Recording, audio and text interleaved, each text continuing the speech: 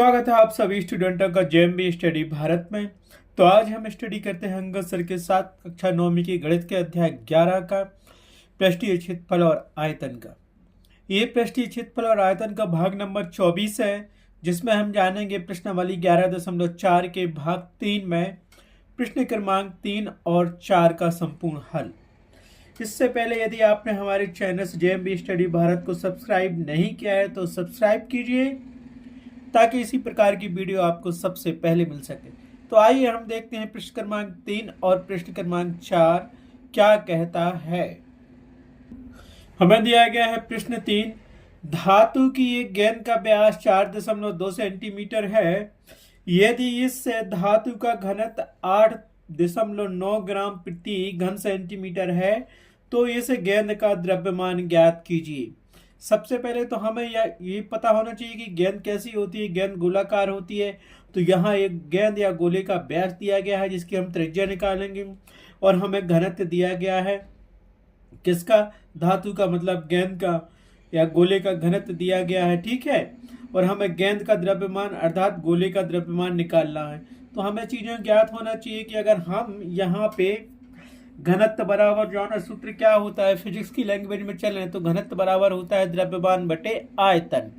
अब द्रव्यमान किसका, गोले का द्रव्यमान अर्थात गेंद का द्रव्यमान। आयतन किसका, गोले का आयतन या गेंद का आयतन। घनत्व किसका, गेंद का घनत्व या गोले का घनत्व। इनमें से कोई दो चीजें दी हो तो हम तीसरी चीज निकाल सकते हैं। तो यहाँ हमें घनत्व दिया है और व्यास दिया है, तो हम त्रिज्या निकाल लेंगे और उससे हम निकाल लेंगे आयतन, गेंद का आयतन निकालेंगे, और जो इनका आयतन निकाल लेंगे तो उसका द्रव्यमान भी हम निकाल सकते हैं आराम से, ठीक है। तो सबसे पहले तो हम लिखेंगे कि यहाँ जो दिया गया है और जो ज्ञात करना है उसको लिख लेते हैं। फार्मूला लिख लेते हैं गेंद के या गोले के आयतन का, घनत्व का फार्मूला लिख लेते हैं, और उसे कैसे ज्ञात करना है द्रव्यमान को वो भी हम देख लेते हैं, ठीक है। तो यहाँ मैं ब्लैक पेन यूज कर रहा हूँ। आप जब क्वेश्चन सॉल्व करोगे तो उसमें आपको ब्लू से सॉल्व करना है और ब्लैक पेन से उसका आंसर लिखना है, या ब्लू से ही उसका आंसर लिखना है, ठीक है, मैन एग्जाम में। तो हमें दिया गया है धातु की एक गेंद या गोले का व्यास d बराबर 4.2 सेंटीमीटर और धातु का घनत्व दिया गया है 8.9 ग्राम प्रति घन सेंटीमीटर दिया गया है। हमें ज्ञात करना है गेंद का द्रव्यमान। क्या ज्ञात करना, हमें गेंद का द्रव्यमान ज्ञात करना है। तो हम क्या जानते हैं, पहले तो एक फार्मूला लिख लेते हैं, क्योंकि हम जानते हैं घनत्व बराबर होता है द्रव्यमान बटे आयतन। इसीलिए द्रव्यमान बराबर क्या होगा, द्रव्यमान बराबर होगा घनत्व गुणित आयतन। इसको हमने मान लिया समीकरण 1। अब आयतन किसका निकालना है, धातु की गेंद का आयतन निकालना है या गोले का आयतन निकालेंगे। क्यों, गेंद गोले की जैसी होती है तो यहाँ हम गोले का आयतन निकालेंगे, और गोले का आयतन निकालने के लिए हमें आर की जरूरत होती है, त्रिज्या की, और यहाँ दिया गया है व्यास। तो हम क्या करेंगे, अब यहाँ पे हम त्रिज्या निकालेंगे। तो क्योंकि यहाँ हम क्या जानते हैं, हम जानते हैं व्यास बराबर होता है, व्यास स्मॉल d बराबर होता है 2 गुणित त्रिज्या, ठीक है। इसको हम बोलते हैं r। अब व्यास किसी भी चीज का हो, यहाँ धातु की गेंद का व्यास दिया गया है हमारे पास 4.2 सेंटीमीटर, और यहाँ से होगा 2 गुणित r त्रिज्या। तो r बराबर हमें यहाँ से मिल जाएगा, r इक्वल टू, यह त्रिज्या बराबर मिल गया 4.2 इंटू 2 सेंटीमीटर। तो हमें क्या मिल गई यहाँ पे, रेडियस मिल गई हमें 2.1 सेंटीमीटर। एक धातु की एक गेंद की त्रिज्या कितनी होगी, 2.1 सेंटीमीटर होगी। निकाल लिया। ये दो चीजें आप स्पेशल याद रखना है। ये फार्मूला हमने आपको बता दिया है, घनत्व बराबर क्या होता है तो द्रव्यमान बराबर क्या होगा। और हम जानते हैं कि व्यास और रेडियस में संबंध ये होता है, जिससे हमने क्या, रेडियस निकाल ली, त्रिज्या निकाल ली। अब हम क्या जानते हैं, धातु की एक गेंद या गोले का आयतन बराबर कितना होता है, 4/3 पाई r क्यू। घन इकाई, तो उसको भी लिख लो यहाँ पे। तो हम क्या जानते हैं, धातु की एक गेंद या गोले का आयतन बराबर 4/3 पाई आर क्यूब घन इकाई होता है, जिसको हमने समीकरण 2 मान लिया। और समीकरण 2 में हम क्या करेंगे, पाई की वैल्यू रख देंगे, आर की वैल्यू रख देंगे, तो गेंद का या गोले का आयतन निकल आएगा। तो यहाँ रख लो समीकरण 2 में। तो समीकरण 2 में क्या करेंगे हम, पाई बराबर 22/7 और आर बराबर 2.1 सेंटीमीटर रखने पर तो हमें क्या मिल जाएगा, धातु की एक गेंद का या गोले का आयतन बराबर क्या मिल जाएगा, अर्थात गेंद या गोले का आयतन बराबर भी बराबर मिल जाएगा 4/3, ज्यों का तुम लिखा हमने, पाई की वैल्यू यहां रख दो 22/7 गुणित आर की वैल्यू 2.1 और होल क्यू है तो होल क्यू कर दिया, और ये यहाँ यूनिट दी है सेंटीमीटर, तो ये हो गई घन सेंटीमीटर। ठीक है, बस इसको सॉल्व कर लो तो अच्छे से लिख लो इसको। ये क्या मिलेगा, 4/3 गुणित 22/7 गुणित 2.1, 3 बार लिख दो, 2.1 मल्टीपल 2.1 मल्टीपल 2.1 इंटू में कर लिया घन सेंटीमीटर। ठीक है, हल करेंगे, काट भी सकते हो, यहाँ पे काटो तो क्या मिलेगा हमें, 7 एकम 7, 7 तिरी 21, 0.01 आ गया। और यहां से किया 3 एकम 3 और 30 आते 21, तो ये भी 0.7 हो गया हमारे पास। ठीक है, तो हमें यहां से क्या मिलेगा, इसको सॉल्व करोगे तो 4 गुणित 22 करोगे तो मिल जाएगा हमें 88, और ये क्या मिलेगा हमारे पास 3 गुणित 0.7 गुणित 2.1 सेंटीमीटर घन सेंटीमीटर मिल गया हमारे पास। बस इसको सॉल्व कर दो। हमें तो क्या दिया, हमें तो पहले आयतन निकालना है, तो आयतन हमारे पास क्या आ जाएगा, इसका आयतन हमारे पास आ जाएगा, इस पूरे को सॉल्व करोगे तो हमें मिल जाएगा 38,808 घन सेंटीमीटर। ये क्या मिल गया हमें, धातु की एक गेंद या गोले का आयतन मिल गया हमें। क्या मिल गया, 38.808 घन सेंटीमीटर मिल गया। ठीक है,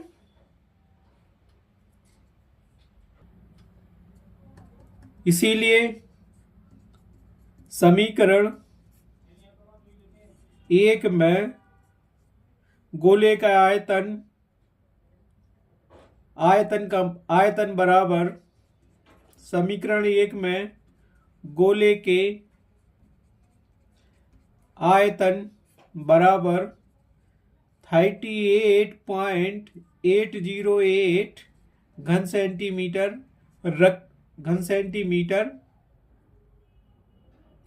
तथा क्या रखोगे, तो हमने क्या किया, घनत्व 8.9 ग्राम प्रति घन सेंटीमीटर रखा समीकरण 1 में, आयतन रख दिया तो ये मिल गया द्रव्यमान बराबर 8.9 गुणित 38.808, द्रव्यमान कायम है, यहाँ सेंटीमीटर में दिया है तो प्रति ग्राम सेंटीमीटर हो जाएगा। ठीक है, तो हमने इनका मल्टीपल किया तो हमें क्या मिल गया, 345.3912 ग्राम। ये क्या मिल गया हमें, इसका द्रव्यमान मिल गया। तो आंसर बराबर आप क्या लिखोगे, ये किसका द्रव्यमान मिल गया हमें, धातु का द्रव्यमान। ठीक है, तो आंसर क्या लिखोगे आप,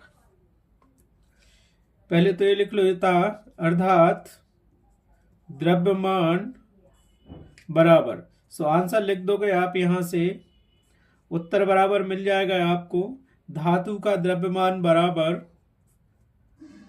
धातु का द्रव्यमान 345.39 ग्राम होगा।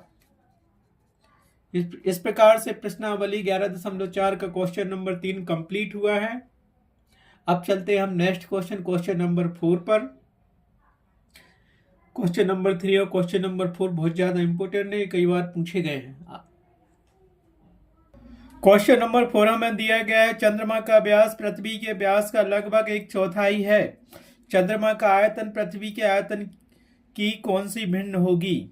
तो यहाँ हमें क्या दिया, व्यास दिया गया है, वो भी किस रूप में, 1/4 के रूप में दिया गया है, और हमसे पूछ रहा है कि चंद्रमा का आयतन पृथ्वी के आयतन का कौन सा भिन्न होगा।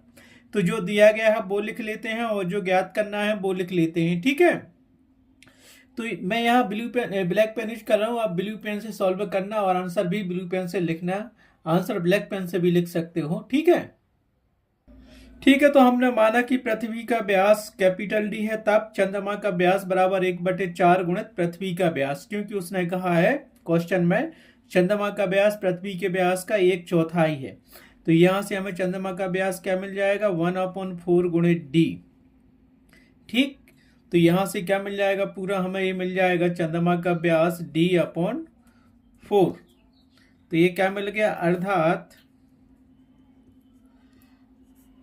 चंद्रमा का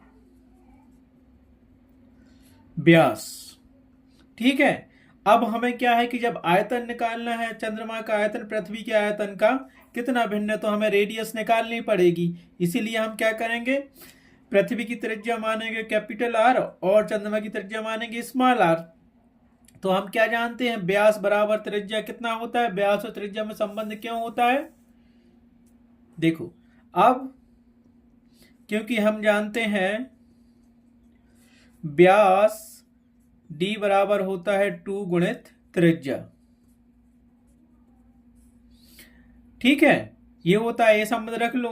तो यहां हम क्या करेंगे, तथा यहां पर पृथ्वी की त्रिज्या मान लो पृथ्वी की त्रिज्या कितनी है, पृथ्वी की त्रिज्या क्या मानी हमने, पृथ्वी की त्रिज्या कैपिटल आर एवं चंद्रमा की त्रिज्या स्मॉल आर है। ठीक है, पृथ्वी की त्रिज्या कैपिटल आर मान ली और चंद्रमा की त्रिज्या हमने क्या मान ली, स्मॉल आर मान ली। तो हमें क्या मिलेगा, हम संबंध जानते हैं, व्यास और त्रिज्या में इतना संबंध होता है। तो हम क्या करेंगे, यहां से लिख लो, इसीलिए पृथ्वी की त्रिज्या बराबर व्यास बटे 2। काय का व्यास, पृथ्वी का व्यास। पृथ्वी का व्यास कितना था हमारे पास, डी, कैपिटल डी, तो ये हो गया इतना d/2। अब क्या करेंगे, हम चंद्रमा की त्रिज्या निकालेंगे। तो चंद्रमा की त्रिज्या हमने कितनी मानी, स्मॉल आर मानी है और चंद्रमा का व्यास d/4 है। तो लिख लो, एवं चंद्रमा का या चंद्रमा की त्रिज्या स्मॉल आर बराबर, ये कैपिटल आर था, चंद्रमा की त्रिज्या स्मॉल आर बराबर चंद्रमा का व्यास बटे 2। अब चंद्रमा का व्यास कितना था हमारे पास, चंद्रमा का व्यास था d/4 बटे 2। तो यहां से क्या मिल गया, अर्थात चंद्रमा की त्रिज्या कितनी मिलेगी, चंद्रमा की त्रिज्या स्मॉल आर बराबर मिल जाएगी d/8। ये मिल गई हमें क्या, किसकी त्रिज्या, चंद्रमा की त्रिज्या। चंद्रमा की त्रिज्या मिल गई हमें d/8 और पृथ्वी की त्रिज्या मिल गई हमें d/2। अब हम क्या जानते हैं, चंद्रमा का आयतन, चंद्रमा भी गोला होता है और पृथ्वी भी गोला होती है। तो यहां चंद्रमा और पृथ्वी का आयतन क्या होगा, गोले का आयतन के बराबर होगा। ठीक है, हमें निकालना क्या है, अनुपात निकालना है। तो पहले तो लिख लो कि ये क्या होता है, आयतन, चंद्रमा का आयतन बराबर और पृथ्वी के आयतन बराबर। ठीक है, तो हमें ज्ञात करना है चंद्रमा के आयतन तथा पृथ्वी के आयतन का भिन्न, अर्थात अनुपात ज्ञात करना है। तो उसी में लिख लो, क्योंकि हम जानते हैं। तो यहां लिख लो चंद्रमा का आयतन बटे पृथ्वी का आयतन। तो हम क्या जानते हैं, चंद्रमा तथा पृथ्वी के आयतन का भिन्न बराबर होता है चंद्रमा का आयतन बटे पृथ्वी का आयतन। और चंद्रमा के आयतन को हम लिख लेते हैं Vm और पृथ्वी के आयतन को लिख लेते हैं हम VE, E फॉर अर्थ और M फॉर मून। ठीक है, तो ये हमें क्या मिलेगा, अब दोनों ही चंद्रमा पृथ्वी गोल होते हैं तो गोले का आयतन होगा। और हम ये क्या जानते हैं, ये होता है अपना 4/3 पाई r3। स्मॉल r3 क्यों लिया, क्योंकि हमने यहाँ चंद्रमा की त्रिज्या स्मॉल r मानी थी और यहाँ पे पृथ्वी की त्रिज्या हमने कैपिटल आर मानी है, तो ये हो जाएगा 4/3 पाई आर क्यू। हो गया इसके बराबर, किसके बराबर हो गया? अर्थात हमें क्या मिल गया? ये हमें यहां से मिल गया ये चंद्रमा का आयतन बटे पृथ्वी का आयतन बराबर, तो ये पाई से पाई गया और 4/3 से 4/3 गया, बचा आपने कितना? आर एम, मतलब ये कहलानी मून की त्रिज्या स्मॉल आर और कैपिटल आर ई क्या कहलानी? अर्थ की त्रिज्या। तो ये हो गई अपने पास आर ई का क्यू। ठीक है, तो अपने पास पृथ्वी की त्रिज्या कितनी मानी अपन ने? पृथ्वी की त्रिज्या अपने पास कितनी थी? अपने पास पृथ्वी की त्रिज्या है d/2, ये उसका होल क्यू हो जाएगा, और सॉरी ऊपर चंद्रमा की त्रिज्या है तो ये हो जाएगा d/8 का होल क्यू, और नीचे हो जाएगा अपने पास पृथ्वी की त्रिज्या जो कि थी d/2, ये हो गया उसका होल क्यू। तो हमें यहां से मिल जाएगा दैट एम्प्लाइज चंद्रमा का आयतन बटे पृथ्वी का आयतन बराबर मिलेगा, ये क्या मिल जाएगा? ऊपर देखो यहां से d का क्यू/64 कितना मिलेगा बताइए हमें? 8 नहीं है 64, 8, तो 8 गुणे 8 गुणे 8 गुणे 3 बार करेंगे हम, तो हमारे पास ये आ जाएगा, कितना आ जाएगा? 512 d/512, और यहां से हो जाएगा नीचे हो जाएगा d/2 का क्यू करेंगे तो ये मिलेगा 8।